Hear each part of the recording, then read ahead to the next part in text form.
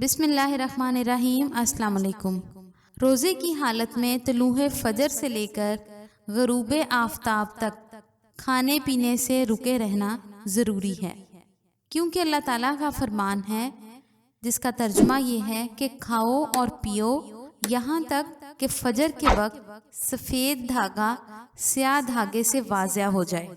تو اس آیت کے مطابق اصل معیار طلوع فجر ہے، لہٰذا اگر کسی کو طلوع فجر کا یقینی علم نہیں ہے تو وہ اس وقت تک کھا پی سکتا ہے جب تک اسے طلوع فجر کا یقین نہ ہو جائے۔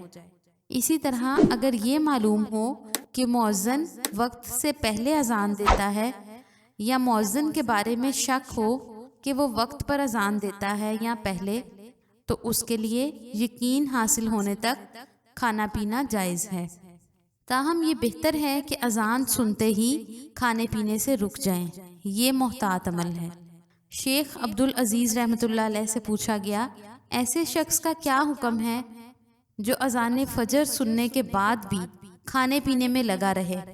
تو انہوں نے جواب دیا، اگر روزہ فرض ہو جیسے کہ رمضان کے روزے یا پھر نظر کا کفارہ ہو اور مومن کو یہ معلوم ہو جائے کہ طلوع فجر ہو گئی ہے تو وہ کھانے پینے اور دیگر روزے کے منافی امور سے باز رہے۔ لہٰذا جب اذان سنے اور اسے علم ہو کہ فجر کی اذان وقت پر دی جاتی ہے تو کھانے پینے سے رک جانا واجب ہے۔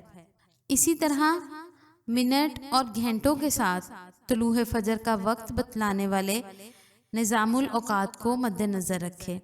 یہ رسول اللہ صلی اللہ علیہ وآلہ وسلم کے فرمان پر عمل ہوگا جس میں ہے کہ جو چیز تمہیں شک میں ڈالے اسے چھوڑ دو اور جس چیز پر یقین ہو اسے اپنا لو۔ ایسے ہی ایک اور حدیث میں ہے کہ جو شخص شبہ والی چیزوں کو چھوڑ دے تو وہ اپنے دین اور عزت کو محفوظ بنا لیتا ہے۔ اللہ تعالیٰ عمل کی توفیق دینے والا ہے۔ ویڈیو پسند آئے تو اس کو لائک اور شیئر ضرور کریں اور ہمارے چینل اسلامک پورٹل کو ضرور سبسکرائب کریں۔